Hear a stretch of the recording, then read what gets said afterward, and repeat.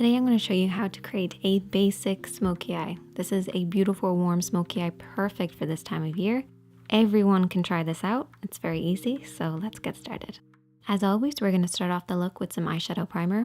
If you don't have eyeshadow primer, apply a little bit of your concealer and then setting powder over the top. It won't last as long as primer, but it will still make a great base. Now we're using warm eyeshadows for this. I'm using orangey tones.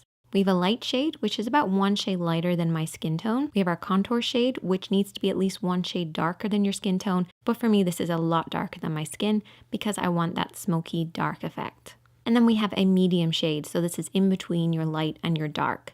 This is what is often referred to as a transition shade, or as I like to call it, a mid-tone. And then we have this vibrant orange. This is going to be a great blending shade, and I like to refer to this as a fade shade. And you will also need two brushes, a pencil brush and a blending brush. If you don't have a pencil brush, you can always use a Q-tip or a sponge tip applicator, but you do need to have a good blending brush if you want to do a smoky eye.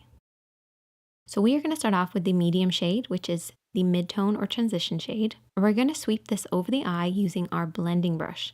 So grab your blending brush, pick up a little bit of product, and we're going to start on the outer edge of the eye and work this over and back, slightly onto the lid and then into the crease of the eye. So we want the concentration to be right in that crease, bringing it slightly onto the lid as well, and then blending upwards towards the brows.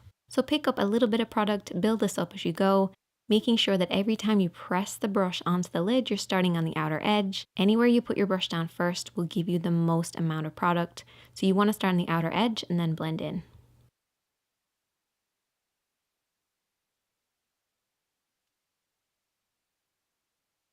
Now I want you to take your brush and I want you to lift your hand slightly higher so you're coming more at the face at a horizontal motion. This will keep your blend nice and low. So the higher your hand, the lower the blend. Also, you want to keep within these blending points. If you haven't seen it already, I did an in-depth video all about eyeshadow, which I will link in the description box and at the top of the screen. But for those of you who have already seen that, this is just a little reminder to keep within your points. Now we're going to take our dark shade and we're going to take that pencil brush. And as you can see, I've only coated the edge of one side of the brush because we're going to be stamping this onto the lash line. So I'm taking my hand, resting it on my cheek. So you want to keep this nice and low right by the lashes, keeping your eyes slightly downwards and looking in a mirror. And you want to stamp this along your lash line. Don't blend this up too high just yet, just really coat right by the lashes. You basically want to keep this dark shadow below the halfway point of the lid. Don't worry about blending just yet, just really pack on that shadow. So you should end up with something that looks like this. And then what we can do is take our brush, don't pick up any additional product, and just press and smudge to blur out this line so it slightly rises upwards and blends into nothing. Making sure to keep that really dark shade right at the lash line. Then we're going to take that orange shade. We're going to apply this using that blending brush.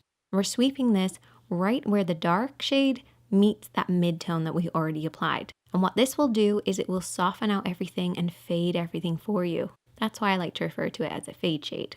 So I've only coated one side of the brush and I'm tilting slightly upwards so we're almost blending upwards into the crease, moving up towards the brow bone. But you can also go over the top of the contour that you applied and it will add a slightly different tone as well. But just keep that blending motion nice and smooth. Don't put too much pressure on the brush and don't use too much product either. A little goes a long way. Then finish off with your highlighter shade on that inner corner and underneath the brows.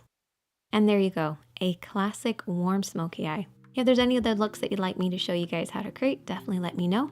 Check out the other videos on the screen, hit that subscribe button, and I'll see you in the next one.